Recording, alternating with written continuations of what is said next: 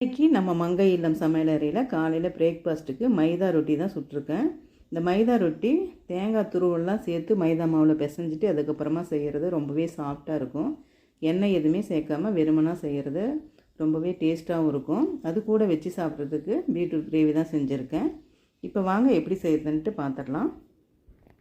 Beetroot gravy செய்கிறதுக்கு beetroot, வெங்காயம், தக்காளி எல்லாம் கட் பண்ணி வச்சுருக்கேன். இந்த சைடு பார்த்திங்கன்னா மைதா மாவு ரொட்டிக்கு மைதா மாவு, தேங்காய் துருவல், உப்பு இதை எடுத்து வச்சுருக்கேன். ஃபஸ்ட்டு நம்ம மாவு பிசைஞ்சு வச்சுட்டோமோ அது நல்லா ஊறும். அதுக்கப்புறமா பீட்ரூட் கிரேவி செய்கிறதுக்கு சரியாக இருக்கும். செய்கிறதுக்காக தேங்காய் துருவலும் உப்பையும் சேர்த்துட்டேன் மைதா மாவு கூட. இப்போ மூணையும் சேர்த்து வெறும் இதாக கலந்து விட்டுட்டு அதுக்கப்புறமா கொஞ்சம் கொஞ்சமாக தண்ணி சேர்த்து பிசைஞ்சு எடுத்துக்கலாம். மைதா மாவு கூட தேங்காய் சேர்த்து நம்ம செய்யும் போது சாஃப்டாக இருக்கும் ரொட்டி. மாவில் எண்ணெய் எதுவுமே சேர்க்காத இந்த மாதிரி பிசைஞ்சு வச்சுக்கணும். எண்ணெய் சேர்த்தமாக்க மைதா ரொட்டி ரப்பர் மாதிரி ஆயிரும். நல்லா ஊறட்டும். அதுக்குள்ளே நம்ம பீட்ரூட் கிரேவி செஞ்சிடலாம். ஒரு வானலில் தேவையான அளவுக்கு எண்ணெய் சேர்த்துட்டு கடுகு போட்டுக்கலாம். இந்த மாதிரி ஒரு முறை பீட்ரூட் கிரேவி செஞ்சு மைதா ரொட்டி செஞ்சு சாப்பிட்டு பாருங்கள். டேஸ்ட்டு பிடிச்சிட்டிங்களா விடவே மாட்டீங்க. அடிக்கடி செஞ்சு இதே தான் சாப்பிடுவீங்க. எப்பயும் நம்ம ஒரே மாதிரி இல்லாமல் கொஞ்சம் டிஃப்ரெண்ட்டாக செஞ்சு சாப்பிடும்போது அது ஒரு டேஸ்ட்டாக இருக்கும். இப்போ வெங்காயத்தை சேர்த்து நல்லா வதக்கிக்கலாம். வெங்காயம் நல்லா பாதி வதங்கினதுக்கப்புறமா மற்ற பொருள் எல்லாத்தையும் சேர்த்துக்கலாம். இப்போ தக்காளி சேர்த்துக்கலாம். தக்காளி நான் பெரிய தக்காளியை ஒன்று தான் எடுத்திருக்கேன். அதிகமாக சேர்க்கக்கூடாது இந்த கிரேவிக்கு. தக்காளி நல்லா வதங்கட்டும். இப்போ மசாலாவை சேர்த்துடலாம். மிளகாய்த்தூள், மல்லித்தூள், தேவையான அளவுக்கு உப்பு, மஞ்சள் தூள் தேவையான அளவுக்கு. மிளகாய்த்தூள் மட்டும் கொஞ்சம் அதிகமாக சேர்த்துக்கணும். ஏன்னா பீட்ரூட் கொஞ்சம் இனிச்ச மாதிரி இருக்கிறதுனால மிளகாய்த்தூள் கொஞ்சம் அதிகமாக சேர்த்தமா தான் நல்லாயிருக்கும் டேஸ்ட்டு. உங்களுக்கு காரத்துக்கு தகுந்த மாதிரி சேர்த்துக்குங்க. இப்போ நல்லா மசாலா சேர்த்ததுக்கப்புறம் நல்லா வதக்கி விட்டுடலாம். மசாலா சேர்த்ததுக்கப்புறமா ஒரு 10 நிமிஷத்துக்கு எண்ணெயிலே வதங்கிடுச்சு. காயும் பாதி அளவுக்கு நல்லா வெந்துடுச்சு. இப்போ பீட்ரூட் வேகிற அளவுக்கு தண்ணி சேர்த்துட்டு நல்லா மிக்ஸ் பண்ணி விட்டுட்டு மூடி போட்டு வேக வச்சு எடுத்துக்கலாம் பீட்ரூட்டை. இப்போ மூடி போட்டுடலாம்.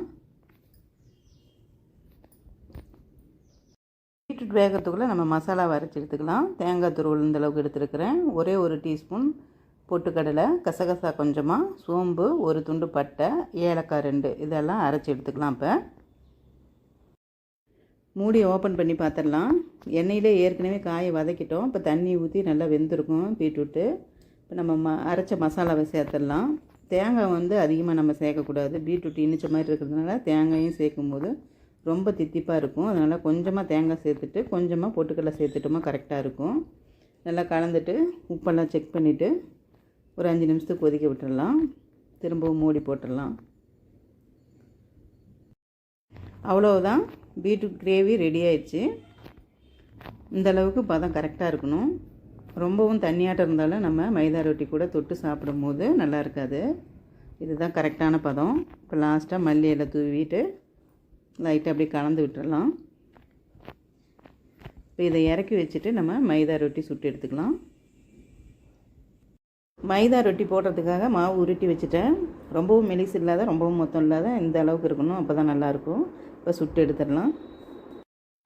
ஒரு பக்கம் வெந்ததுக்கப்புறமா மறுபக்கம் திருப்பி போட்டுக்கலாம். நான் முதல்லையே சொன்ன மாதிரி தான் எண்ணெய் எதுவுமே மேலே ஊற்றாமல் அப்படியே தான் சுட்டு எடுக்க போகிறோம். இப்போ இந்த பக்கமும் கலர் மாறினோன்னு எடுத்துடலாம். அவ்வளோதாங்க, நம்ம மைதா மாவு ரொட்டியும் பீட்ரூட் கிரேவியும் ரெடியாக இருக்குது. வாங்க சாப்பிட்லாம். இந்த வீடியோ பிடிச்சிருந்தால் லைக் பண்ணுங்கள், ஷேர் பண்ணுங்கள், கமெண்ட் பண்ணுங்கள். மறக்காமல் நம்ம சேனலையும் அப்படியே சப்ஸ்கிரைப் பண்ணுங்கள்.